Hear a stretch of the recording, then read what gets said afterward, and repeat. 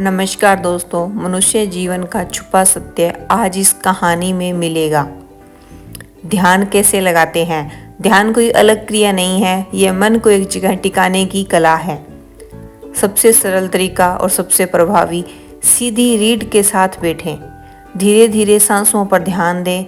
सांस अंदर आए, सांस बाहर जाए। विचार आए तो रोकना नहीं, बस उन्हें आते जाते देखना है। रोज 10 मिनट से शुरू करें, फिर 20 से 30 मिनट कर दें। ध्यान तब लगता है जब मन को किसी एक बिंदु, मंत्र या सांस पर टिका दिया जाए। ध्यान से अपने भीतर आत्मा और परमात्मा को कैसे देखें? आत्मा और परमात्मा को आंखों से नहीं देखा जाता, उन्हें अनुभव किया जाता है। आत्मा का अनुभव जब मन बिल्कुल शांत हो जाता है, कोई इच्छा, भय, क्रोध नहीं रहता, तब भीतर एक अद्भुत शांति, प्रकाश और सुख का एहसास होता है। यही आपकी आत्मा की झलक है। परमात्मा का अनुभव। गीता कहती है, ईश्वर सबके हृदय में स्थित है। जब मन पूरी तरह निर्मल हो जाता है और अहंकार खत्म, तब ध्यान में भीतर जो अनंत प्रकाश, प्रेम और ज्ञान का अनुभव होता है, उसे ही लोग परमात्मा दर्शन कहते हैं। आत्मा आपका असली अस्तित्व, परमात्मा उसी का अनंत विशाल रूप। भारत को कर्म भूमि क्यों कहते हैं? क्योंकि दुनिया के अन्य देशों में धर्म, धन या भोग प्रधान माना गया, लेकिन भारत में जीवन को कर्म मानकर जीने की शिक्षा दी गई। भारत जहाँ कर्म फल देकर लौटते हैं, यहाँ की धरती पर किए गए कर्म मन, शरीर और जन्मों को प्रभावित करते हैं। यह देश कर्म को धर्म से जोड़ता है, मोक्ष से जोड़ता है, जीवन के लक्ष्य से जोड़ता है। इसलिए इसे कर्म भूमि कहा गया। मनुष्य शरीर को कर्म योनि क्यों कहते हैं? क्योंकि 84 लाख योनि में से केवल मनुष्य योनि ही ऐसी है जहाँ सही गलत को समझने की बुद्धि है। नया कर्म बना सकता है, पुराने कर्मों का भोग काट सकता है, मोक्ष प्राप्त कर सकता है। दूसरी योनियां, पशु पक्षी आदि केवल कर्म भोगती है, पर मनुष्य कर्म कर सकता है। इसलिए मनुष्य शरीर कर्म योनि। हमारे शरीर में कर्म कहाँ जमा होते हैं? इसका उत्तर वेदांत और योग शास्त्र देता है। कर्म शरीर में नहीं, सूक्ष्म शरीर यानी अंतर चेतना में जमा होते हैं। सूक्ष्म शरीर में 3 परतें होती है: मन, विचारों के कर्म; बुद्धि, निर्णयों के कर्म; चित्त, कर्मों की छाप। कर्म चित्त में संस्कार के रूप में रिकॉर्ड होते हैं।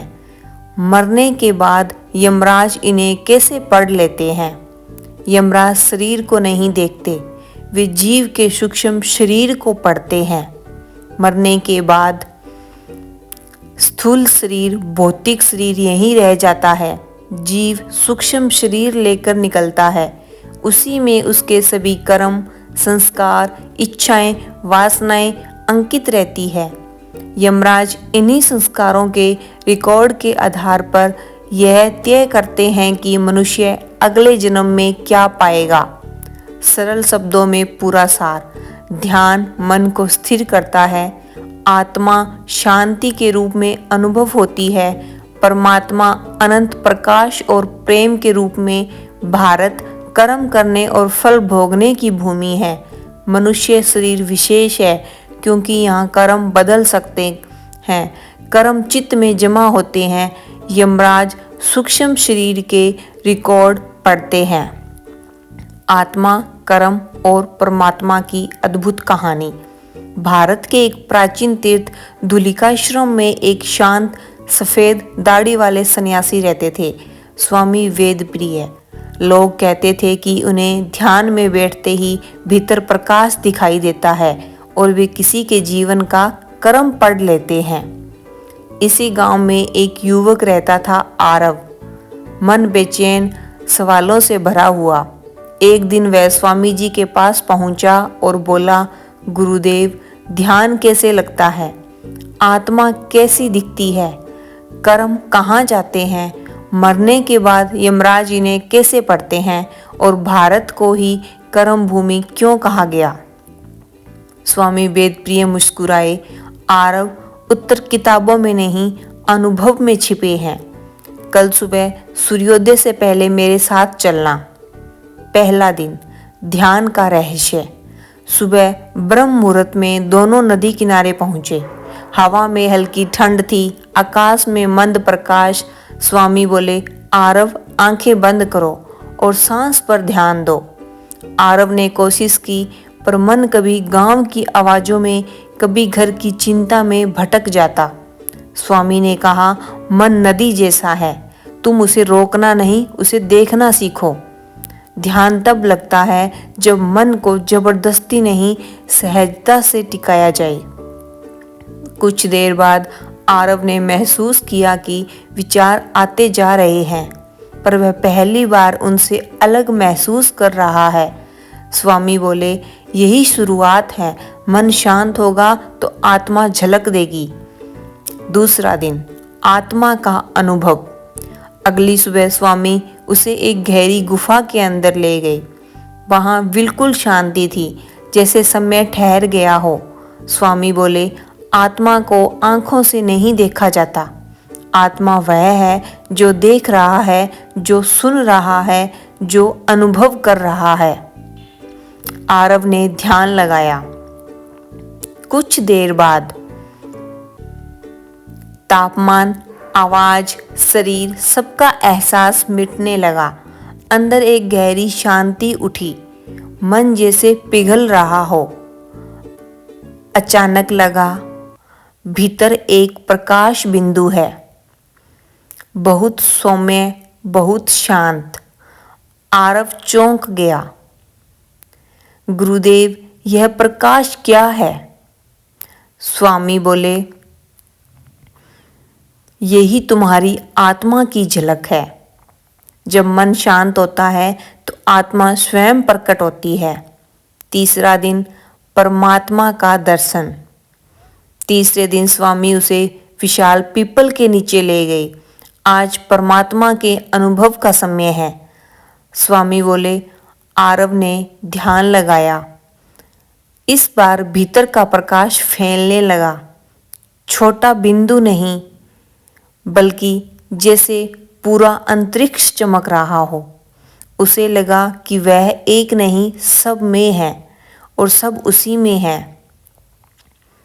स्वामी ने कहा, जब आत्मा अपना छोटा मैं छोड़ देती है तो वह परमात्मा के अनंत प्रकाश से एक होकर दुनिया को नए नेत्रों से देखती है। यही परमात्मा दर्शन है। चौथा दिन, भारत क्यों कर्म भूमि है? स्वामी आरव को एक पर्वत की चोटी पर ले गए, जहाँ से पूरा गांव दिखाई देता था। देखो आरव, स्वामी बोले, जहाँ मनुष्य धर्म को कर्म से जोड़कर जीना सीखे, वही भूमि कर्म भूमि होती है। भारत ने हमेशा कहा, कर्म करो, फल की चिंता मत करो। यही सीख भारत को अद्वितीय बनाती है। पांचवा दिन, मनुष्य शरीर कर्म योनि क्यों है? स्वामी ने एक पेड़ की ओर इशारा किया। यह पेड़ पानी पाता है, हवा पाता है, सूरज पाता है, लेकिन कर्म नहीं बदल सकता। फिर उन्होंने एक घोड़े की ओर देखा।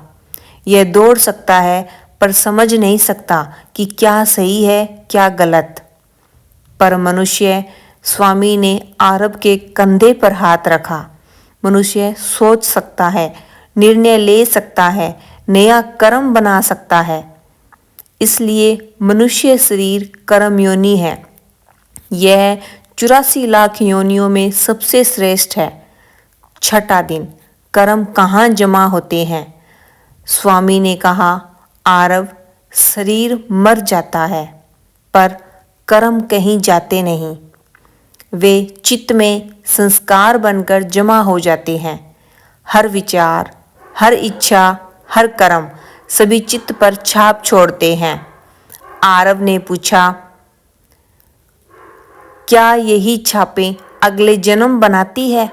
स्वामी बोले, हाँ, यही छापें जीवन दर जीवन यात्रा करवाती है। 7वां दिन, यमराज कर्म कैसे पढ़ते हैं? स्वामी उसे शमशान के पास ले गए। कुछ क्षण मौन रहा, फिर बोले, जब जीव शरीर छोड़ देता है तब अपने वह सूक्ष्म शरीर के साथ यात्रा करता है। यमराज सूक्ष्म शरीर में भरे सारे संस्कारों को देख लेते हैं, जैसे किसी किताब का पन्ना पढ़ ले। वही तय करता है अगला जन्म कैसा होगा, कौन सा कर्म कब फल देगा। आरव गहराई से सुन रहा था। उसके मन में जैसे हजारों दिए जल उठे। 7 दिनों की साधना के बाद आरव वैसा युवक नहीं रहा जो आया था। उसका मन शांत, आत्मा जागृत और जीवन का उद्देश्य स्पष्ट था। वह बोला, गुरुदेव, अब समझ गया। ध्यान आत्मा की ओर ले जाता है, आत्मा परमात्मा की ओर और जीवन कर्म की ओर। स्वामी मुस्कुराए। यही अंतर यात्रा है आरव। जिसने खुद को देख लिया, उसने संसार को देख लिया।